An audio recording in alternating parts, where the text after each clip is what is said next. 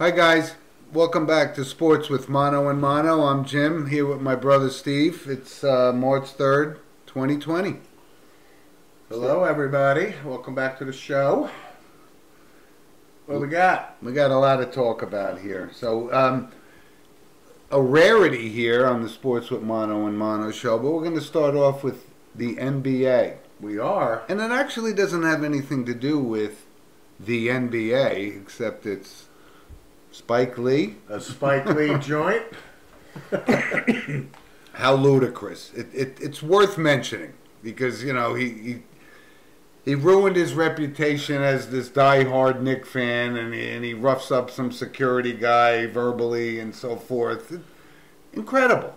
Spike has been coming to the Garden for 28 years as a season ticket holder. He spends over $300,000.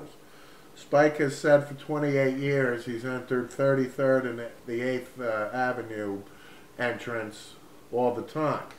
Which is what the Knick mascot does, or right? the employees entrance, something along those lines. Right. And Spike's defense is that Spike was going to get on the elevator to the 5th floor because that's where the Garden floor is, on the 5th floor.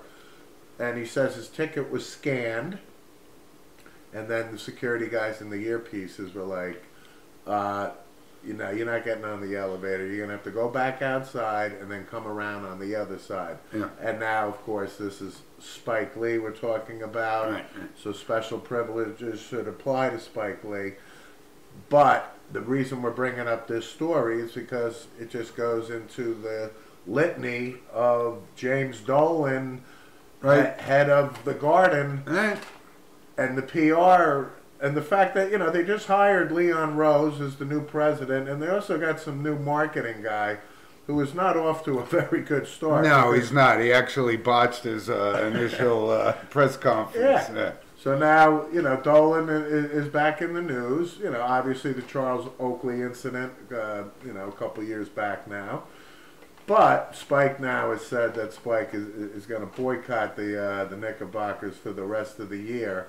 Good. And then I said to myself, oh, really? You're not going to attend March 21st when they celebrate the 50th anniversary of the 1969-70 championship team. Good point. And we'll get back to that. Right. Well, you know what he's trying to do? He's trying to be the Jack Nicholson of, sitting courtside and winning these championships. And he's been doing this, spends $300,000 a year and comes up empty each time. And now he wants to be... He must have a movie coming out. Well, he must have a movie coming out. Spike is claiming that he was never contacted about this policy about the new entrance.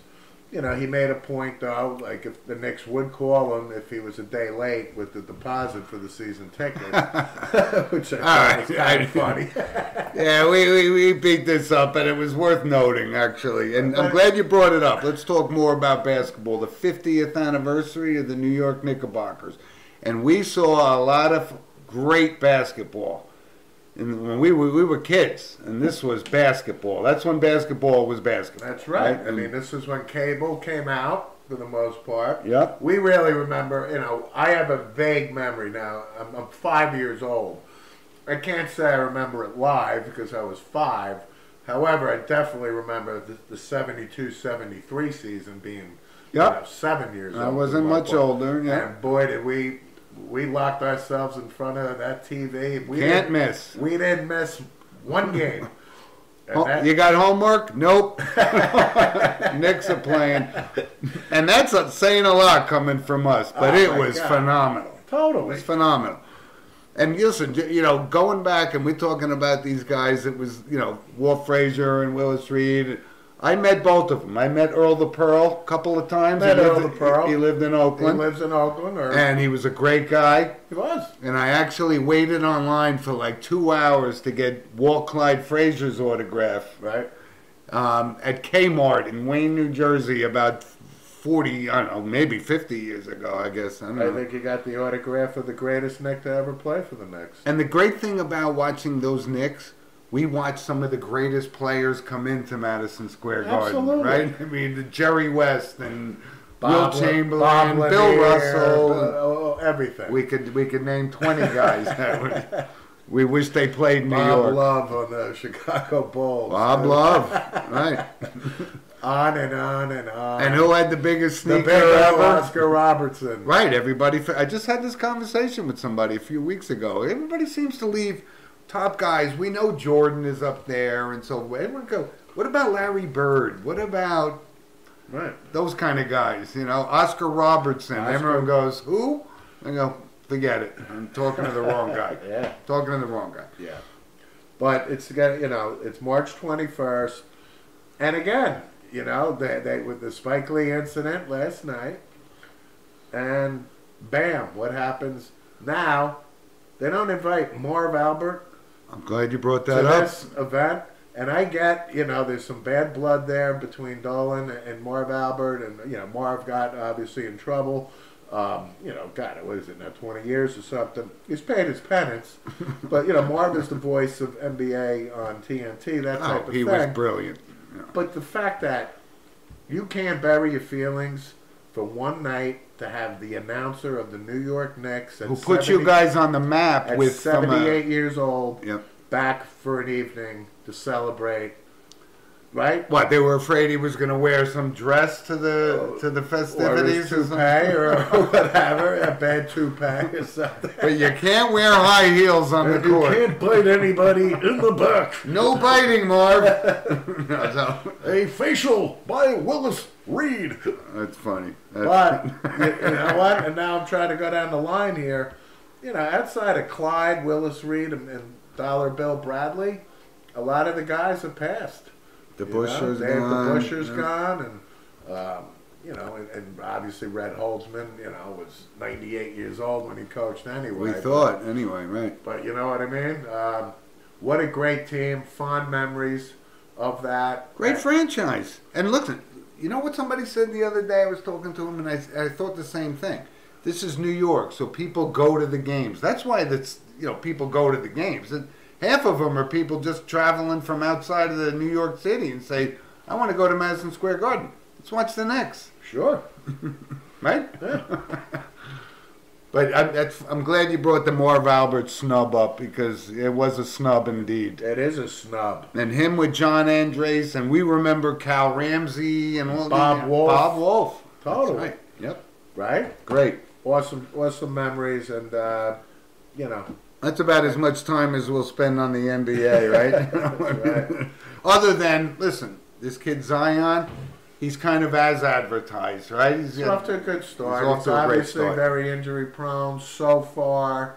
No. But it's still early. And I like the kid. He's a great kid. And he's going to be a beast. He's going to be a great player. He's going to be the LeBron James for the next 12, 13 years in the NBA. He'll be a marquee player if he stays healthy, no doubt. And we'll circle back, with the NBA. But we wanted to bring those points up, and we thank our sponsor Coriano Trucking for our little NBA segment. That's right. And from Haverstraw, New York, and thanks Coriano Trucking. So let's move on to the NHL. And listen, Steve and I make no bones about it. We're New York Ranger guys. We worship Messier and so forth. And there's a couple of points about it. I watched the Rangers over the past few days. What a unfortunate turn of events with Kreider signing the contract, and which we were all on board on. I was. That's right. However, I always said, buyer beware with him. I am on board. Don't get me wrong. You can't take a slap shot to the skate and hang him for that. I understand that. I'm not hanging him. I'm just saying Kreider has a history of injury. I am on board with Chris Kreider. I said that publicly, and I stand by it. But, how Murphy's Law, this is. Yeah, it's kind of crazy, but he'll come back from that, But, okay. But I did want to bring up something that Steve brought up. You did bring it up. I watched this guy very closely, Panarin. Oh, yeah. Wow. He's better than I thought, because during football season and spring training, I don't watch a lot of hockey until, the second half of the season, because the season's so long. This guy is a player. There's no doubt. He gets that puck. No one can get it away from him. And all he's doing is thinking about, how am I going to set these guys up? And it's awesome. I'm on board 100% with Panarin.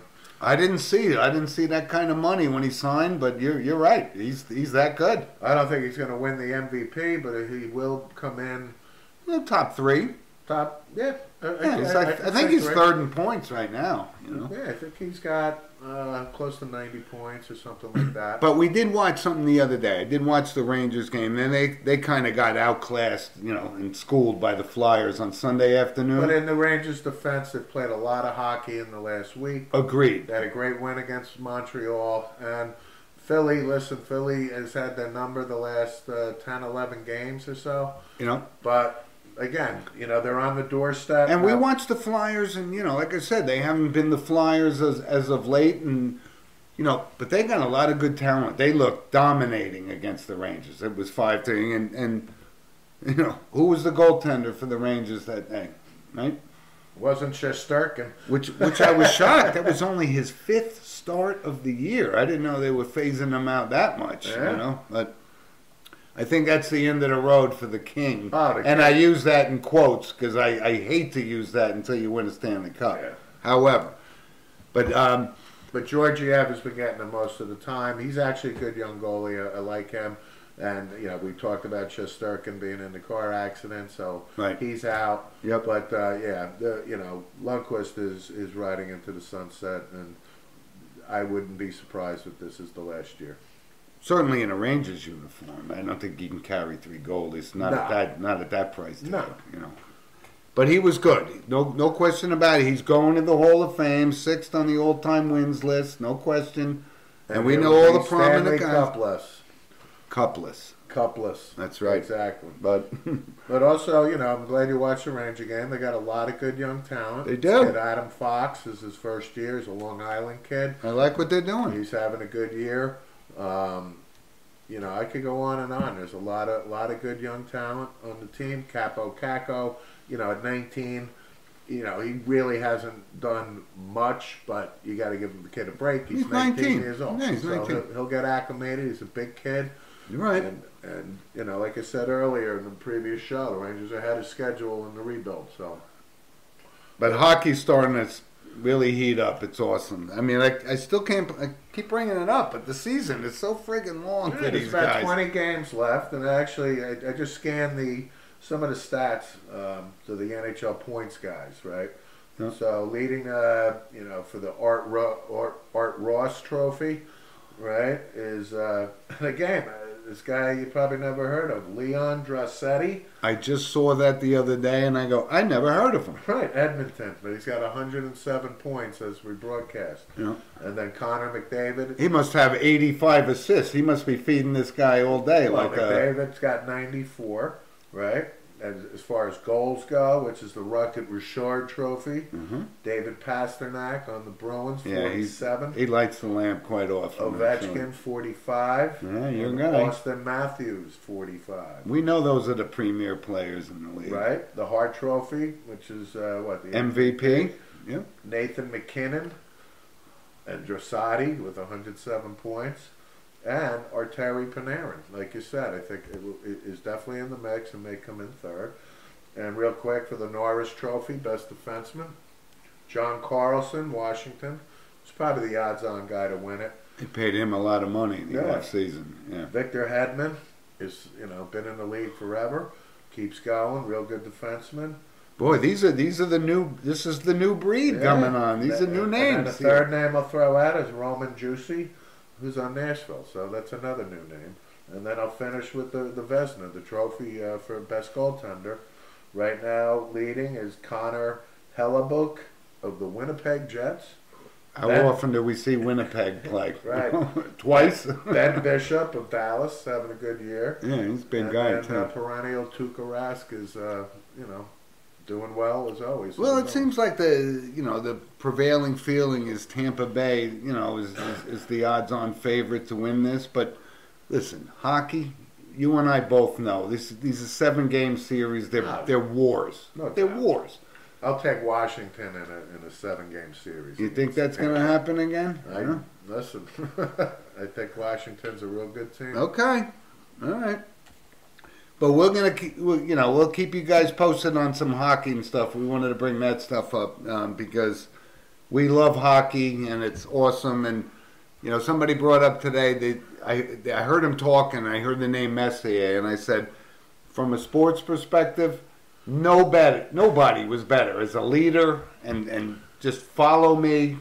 We're not worthy. We're not worthy. We are not worthy. That guy was the best. Absolutely. We're not diminishing Wayne Gretzky as being the greatest hockey player ever. We're talking about the overall package of team leader and everything. Who do I want to be like? That's Mark the guy. Messier, number 11. You got it.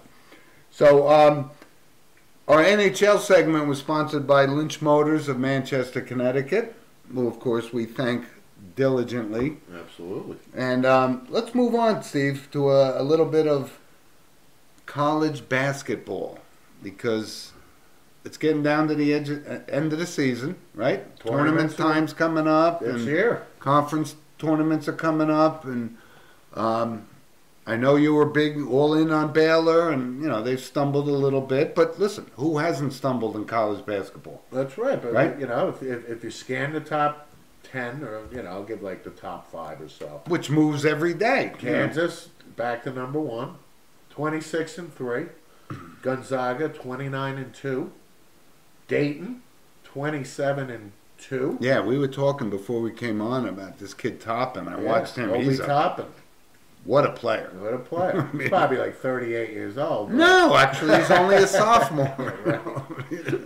And then you got Baylor at 25-3, but Baylor's lost a couple games late. Right. But, you know, that's always a good thing, too. You want to get that out of your system, you know, before the tournament starts. But we got a couple weeks before we're going to start, you know, we'll see how things unfold, because it is wide open. And then one other team is San Diego State. I just can't. 28-1. I know. So isn't it odd, though, these names in the top 5 for this year? Right, but if you put San Diego State, Baylor. Have San Diego State play an ACC schedule for of course 6 weeks and see how they do. Absolutely. You know. And then locally, Seton Hall is ranked, 8th. You know, they've kind of fallen a little bit. Well, you know what? Don't times. discount them making noise in the tournament. I can tell you that. All right. And then tonight, Rutgers is playing Maryland. We talked before the show. Rutgers coming in at 18-11. And if they lose to Maryland, 18-12, Maryland blows them out of the water tonight. we shall see. But you know, Rutgers wants to make the big dance. They're going to have to probably win the Big Ten tournament, and good luck with that. No, that's not going to happen. They're going to the NIT. I think I got to lean NIT. I do, but we shall see. Yeah, but listen, before we move off college basketball, some worthable noting of women's college basketball, because one of our fans, Tony, listens to the show. She's a big Tennessee fan. Yes. Right, Pat Summitt fan and so forth. But we do recognize talent. And this Sabrina Ionescu from Oregon set some records that just unparalleled. And we know all the Diana Taurasi's, and we know all these. We go back to Carol Blaze Johnsky at Montclair State. And Ann Donovan by way of Paramus Catholic High School. Dominion Ann Donovan. That's Ann right. Donovan actually passed away about a year ago. She did, yes, she did. Yeah. But this Sabrina Ionescu, the only player in NCAA Division I basketball to have 2,000 points, 1,000 assists, and 1,000 rebounds. Not bad. Pretty good. Pretty good. pretty good. That's my Larry David. Curb was on last night, by the way. And if you don't know about Curb, watch it. That's right. It's worth getting HBO. Anyway. But Sabrina, she's quite a ball player. Yeah. And like I said, we've seen a lot of great college female basketball players, and she's put up numbers that nobody else has. No, that's a pretty special company she's in. But I think they're going to have a tough time. The only one to do it. I think they're going to have a tough time. This South Carolina team looks unbeatable. Well, they're again, number one, and but again, when you get to this tournament time, anything can happen. But she was worth mentioning. She's a real great basketball player, no doubt. And she was actually close with Kobe Bryant. Had this little relationship going on and stuff. I'm not saying dating. I'm just saying from a basketball perspective, she was Good. Pretty close to her. Okay. Anyway, so I just wanted to bring that up. But listen, before we move off of, something I want to talk about, the NFL, right? I know it's off season and so forth, but before we move to something else, I just wanted to bring this up. I had a conversation today with a New England Patriots fan who's a big Tom Brady fan, as we are, and I certainly made a statement on the show that he's not going anywhere. He's going to either be a Patriot or he's going into retirement. And he brought this point up saying, maybe this rift between, if there's a rift between Brady and Belichick, maybe he wants to pull a Messier. He can win this without Gretzky or something like that. What do you think about that? Because it was a good point. I started to say, well, he's not going to Las Vegas. He's going to pick a team that's on the verge, maybe Tennessee, some team like that. Tennessee makes sense because of the Mike Vrabel connection. Exactly. But I started to think about it. Fair point. As far as before, I said there is no way he's leaving. He's going to be Gehrig, only played for the Yankees. Jeter only played for the Yankees. Whatever. We can go on and on. I think because he's Tom Brady, this is the first time he's ever been a free agent, literally. So he's going to entertain and listen to every offer. I know, but do you think it doesn't matter? I don't think he's going. If Tennessee said, we'll give you $50 million, wouldn't Robert Kraft say, I'll give you $51 million? I mean, is that what it's all about? But the guy's point, this guy I work with, Tom, he said, he may want to just say, I did it without Belichick. I don't know. I'm wondering about that. It opened my eyes a little bit. I'll say that's a fair point. But I'm staying firm that he's staying in New England. I'm not wavering either. He was sided with Julian Edelman they were at a college game or something. Yeah. Edelman's like, he's not going anywhere. Now, I'm not putting stock in what Julian Edelman's saying. However, my point is Brady's been his first-time free agent. He's going to listen to every offer available. But it can't come down to money. It's not money. It's something else. Either he wants to say, I did it on my own, or I'm going to stay a Patriot and give it one more shot. Or let me see, what are you guys going to do this off season to give me the weapons I need to win my 7th Super Bowl? And I come back and I say, wait a minute, you guys won the Super Bowl 13 months ago. I mean, how much repair damage do you need to do? Right. But it opened my eyes a little bit. I'm actually saying I wouldn't fall off. And don't think the Patriots aren't, thinking of a plan B in the event that he drops a bomb and says, okay, I'm going to Tennessee. Right, but what is the plan B? Well, they don't have a plan B free right agent now. quarterbacks, and they may move up in the draft and go after a kid that they like a Justin Herbert or something. Right, but he's not going to be ready to come in and but step that's in. Part of the problem of him leaving. Welcome to the real world, New England Patriots. It's nice that you're actually having some personnel issues for the first time. I think they've known all along. Like I said, they would have planned for this ahead of time, and I think Brady must have told Kraft because they're very close. And I don't know if he's that close to Belichick, but they're not ready. They don't have a quarterback that can step in and take over right now, as far as I can see. But I hope he stays a Patriot forever. I'd love to see him win one more championship. And I know all of our everybody hates the Patriots because of their success. Listen, I've had my fill. I understand the greatness. I understand it, but I've had my fill. Okay. Not happening. All right, so somebody asked me today, so they said, okay, Giant fan, what are you guys going to do? And I said, well, I think we need an offensive lineman. And he says, oh, they've been saying that for 12 years. I said, the hardest position in the NFL to fill is an offensive lineman. Yeah, they got an all-pro. They're hard to come by. Sure are. They're hard to come by. But if we don't get something, if they don't improve, and listen, like I said, I have no problem with Gettleman so far. Everybody trashes him, but I said, look at his record for the past couple of years. He's done pretty good in the draft. They need to solidify this offensive line. Otherwise, they're going to eat Daniel Jones for lunch. He's going to lose his confidence, and it's going to blow it all apart. They need offensive line in the draft. That's where I'm going. All right, and I said last week that Gettleman said he's open for business because I do think at the 4th pick that people are going to be calling or ringing off the hook. And, you know, if the Giants target the offensive lineman they want, I say they roll the dice and move down a couple spots and maybe secure a first-round pick for next year. I'm not opposed to that. I think that's a viable option. I'm not opposed to that at all. But I saw. But this Isaiah Simmons, this linebacker, We talked about him the other day. Yeah. Yeah, well, He's the real deal. he's the real deal. Yeah. So you know, the Giants obviously have a lot of holes. They cut Alex Ogletree. I get the offensive lineman thing. Yep. This kid looks like a special player. And Yes, he if does. they're at the 4th pick, it very well may be. You know, we can't pass this guy up. You know, they passed up Josh Allen last year. You know, out of Kentucky.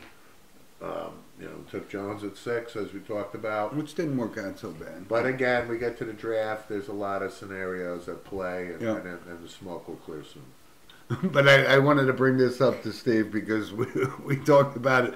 The draft, like, I guess it was probably 4 years ago because the guy's a free agent, right? So you got to be 4 years for the guy Tunzel, the guy they caught doing bong hits, you know, before the draft. Yeah, the bong mask. Fired his agent today. Wants $25 million as a. I'm going, really? Really? Okay. Wow.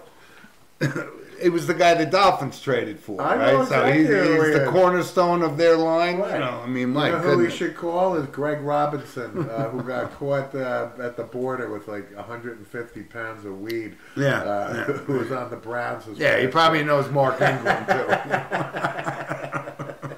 He was doing 30, Right. you know, and Nate Newton. I Exactly. think Nate's the record holder with the hefty bags in the car. Right. But listen, you know, the NFL, the off-season draft's coming up. We'll got a talk lot- about that. a ton to talk about. Yeah, we will talk about that. We'll see, because free agency is going to start soon. Yep. And the combine just finished.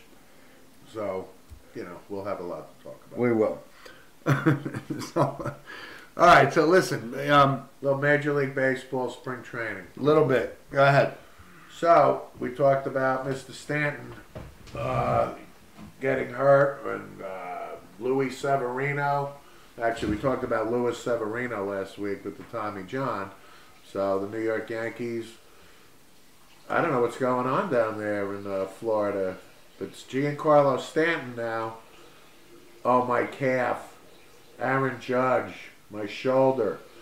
You know, I got a friend, Michael Oros, who called me to tell me that he got on the fan WFAN twice this week because it's killing him as a Yankee fan. And you know what? Giancarlo Stanton, I'm starting to think here. I don't know if this guy is going to pan out and be a great Yankee for 8, 9, 10 years. No, he doesn't have don't that think- kind of I longevity. think this guy is just a walking, going to be hurt all the time. And if you thought Jacoby Ellsbury was an albatross contract, top this one. So I know. my concern is that, and also Aaron Judge needs to stay healthy, man. I was going to bring that up because this is a problem. It's a big problem.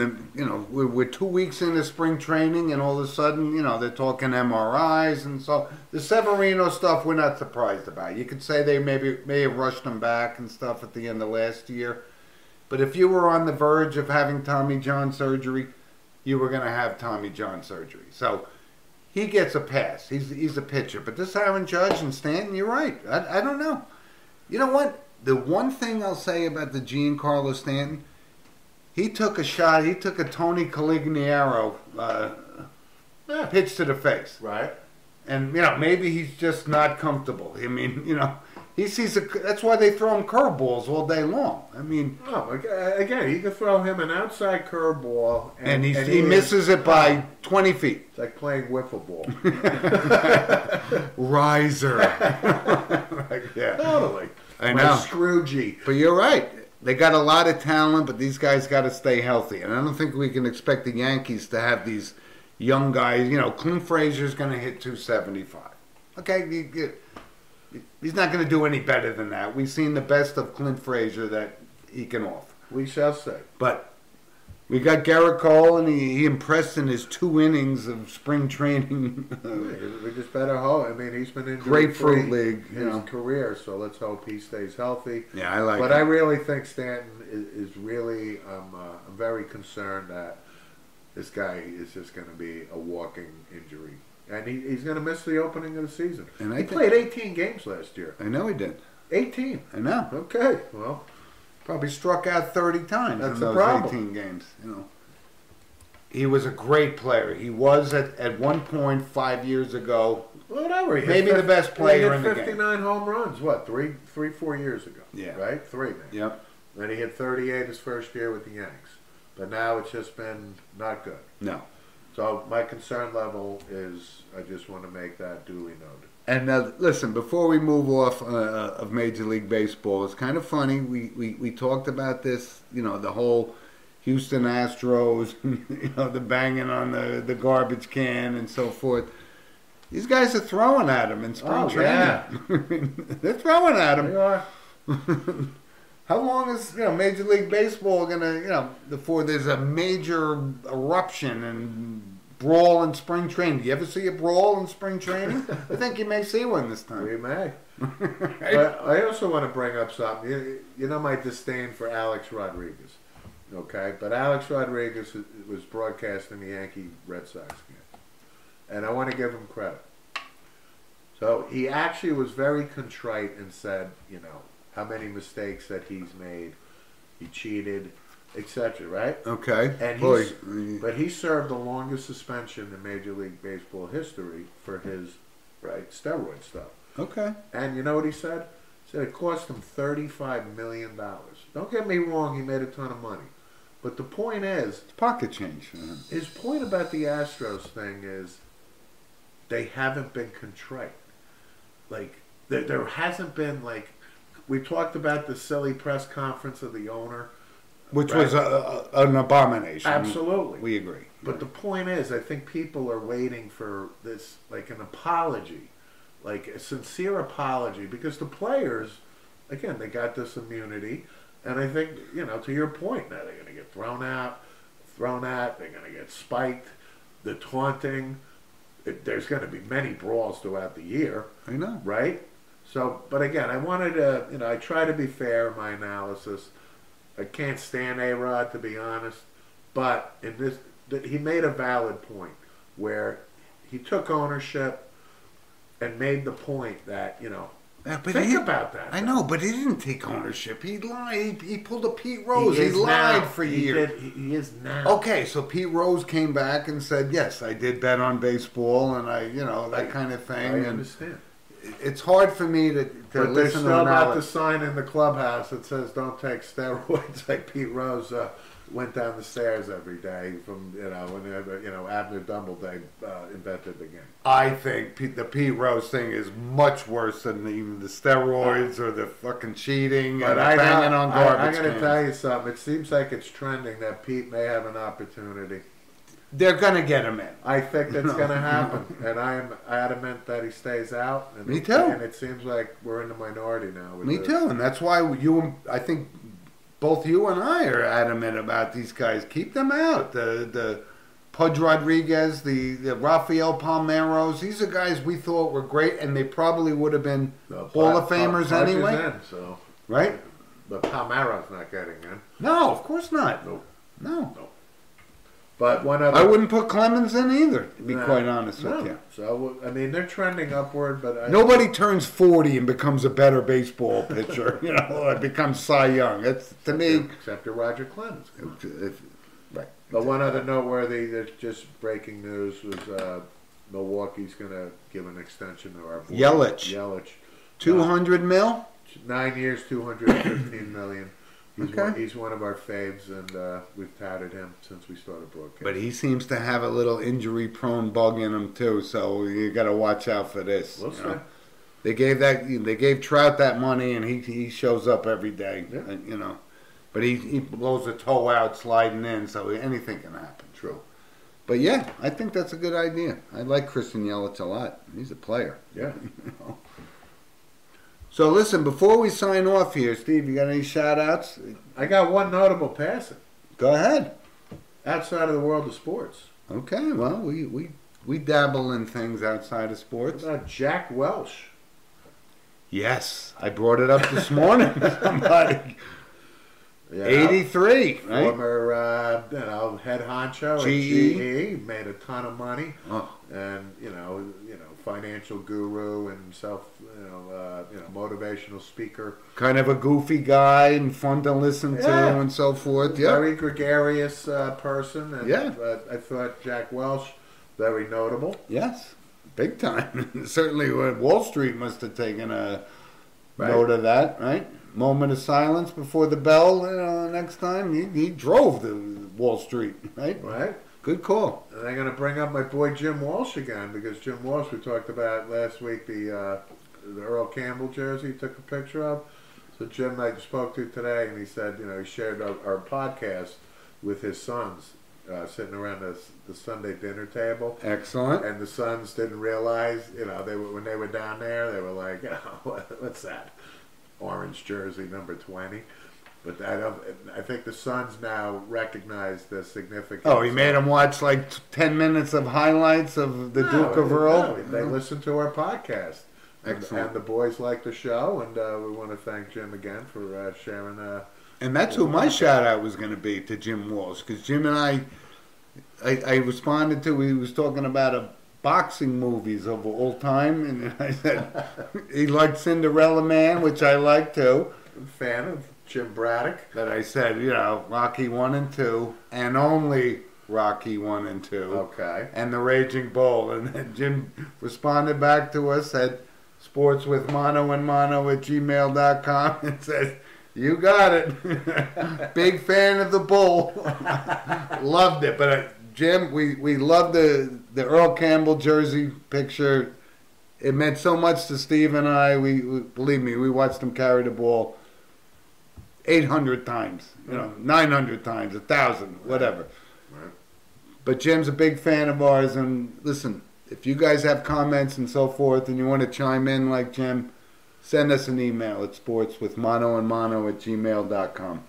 Right, and the last segment was sponsored by D. Filippi's Bakery up in Monticello, New York. Yeah. Ask for Carmela, the owner, when you walk in. Obviously, the best baked goods up in the Catskills, in the Hudson Valley. I could go for a cannoli right now, No, actually. I could go for a little bit more than a cannoli. So we want to thank D. Filippi's and especially Carmela. We sure do. But listen, thanks for joining us this week, guys. And we got a lot to talk about. Hockey, golf, NBA, college hoops. Everything's coming up, and we're going to be right there with you. The doldrums of the winter, and now this is basically our favorite time of year, when all the sports news and seasons begin. And the one thing about sports, it never ends. That's right. It never ends. That's right. But thanks for joining us, everybody, and we'll catch up to you next week. And feel free to comment. We are on YouTube and SoundCloud at Sports with Mano and Mano. Yep. Thank you very much for your loyal support. Thanks, everybody. Have a great week. Okay.